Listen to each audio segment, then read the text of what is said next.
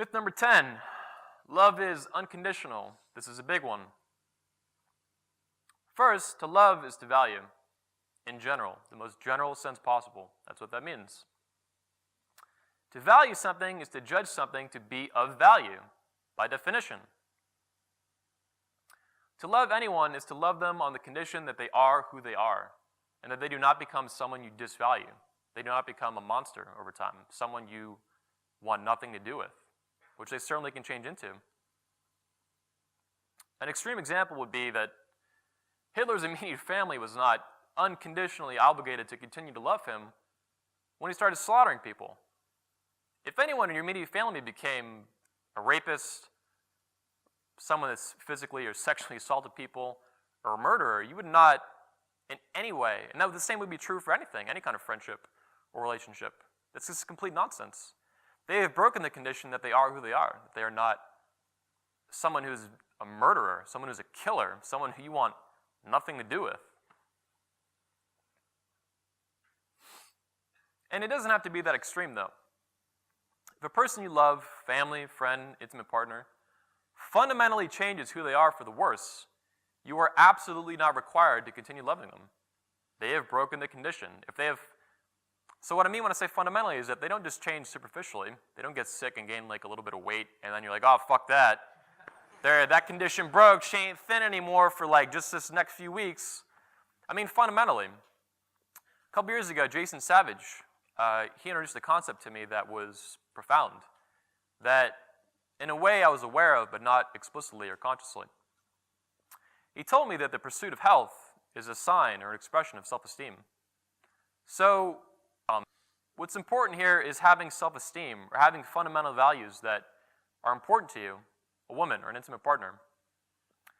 So again, with just physical appearances, if that changes just temporarily, that's not that important. What's more important is that she has a pursuit of health, that she is a happy person that you like to be around, that you enjoy.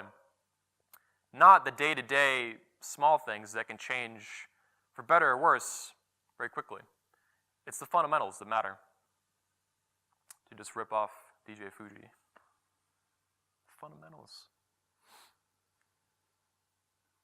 So, those are the 10 myths. That's a crash course in this book and in romantic love. Some further reading beyond the book, which is just the psychology of romantic love. You can get it on Amazon, Barnes & Noble, so on. Would be a follow-up book, this one, that is not very well known, but is really, really good. It's hard to find, but you should be able to get it on the internet. And that's the Romantic Love Question and Answer book. It's a direct follow-up to the book. Came out 3 years later, I want to say. It's just as long, and it's just a Q&A, but it's really, really good. And he does it with his wife at the time. Another book from him this is my second favorite book from him, right after The Psychology of Romantic Love. It's called The Art of Living Consciously, The Power of Awareness to Transform Everyday Life. This is fantastic in general, but in specific as well, I believe, for romantic love. As far as being conscious in your daily life and bringing, just like he says, 5 to 10% more consciousness and awareness to your interactions, to your endeavors, to your pursuits in life. It's really, really good. And I mention this in specific because he is known as the father of self-esteem. So he has like a whole list of books on self-esteem that are really, really good. But that's what he's mostly known for, and books like The Psychology of Romantic Love and this book, they kind of get brushed to the side. They're of secondary importance behind self-esteem books from him. So I would say first look at these, because I think these, not saying anything about the self-esteem books, they're great, but these are harder to find and they're not quite as popular or discussed as often. You can also check out the author's website at his name, so it's nathanielbrandon.com. He has an entire section on romantic love that I think is really, really good. It has books, articles, and audios from speeches like this he gave back in like the 80s. They're great. They cost a couple bucks. They're just MP3s, and they're really, really good. I would highly recommend them. They're absolutely worth like $9.95 or whatever he charges for them. And that's it. That's my presentation on the psychology of romantic love, a brief introduction to it. I hope you guys have enjoyed it, and if you have any questions, I'll be happy to take them. Thanks, guys.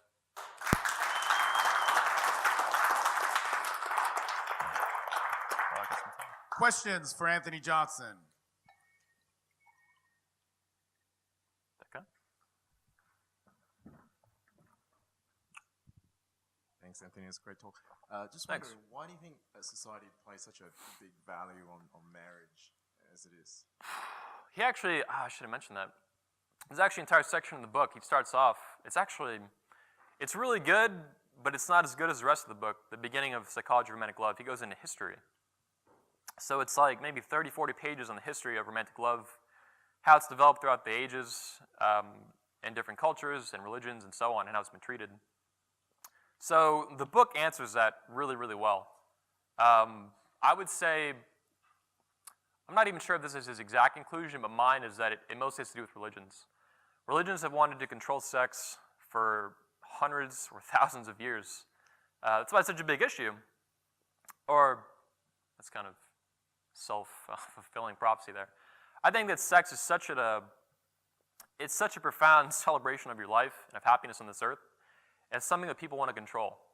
So to control that, they create things, and I'm not bashing marriage here, but they create things like marriage, and then they create certain rules for it and such. That sex, for example, sex outside of marriage is evil, you're going to go to hell, you're going to burn for all eternity from this God who also loves you or something. So it's things like that they create, and it's not like some big conspiracy, but it's a system of control. So they make it, and it's easier to control people, to get people fearful of you, to have them do what you want, and to, I guess, make them obedient, which the guys in here, I don't think any of you are very obedient, so power to you. Fuck, I ain't. Does that answer your question? So I think it mostly comes down to religion. It's not even, there are a lot of traditional, cultural things too, but most of it, I think, would stem from religions. Does anyone else have a question? No? Yeah? Okay. That guy? There we go. Oh, actually, all of a sudden 0 to like 3. Yeah.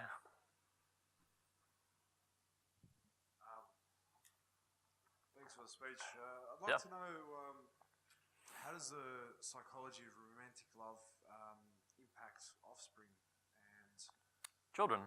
Yeah, I mean, you're talking about marriage, it's an obligation, and Not an obligation. well, it's a legal obligation at least. If you get into it, it's liability more likely. But with, with social norms and everything, it just seems that raising children, it's pretty much an obligation to be married. Otherwise, they're gonna be socially backward. I mean, we're a progressive society, but we ain't that far. I think that was, for example, bigger when I was a child, and it's gone away a little bit. But you're right, it's still around.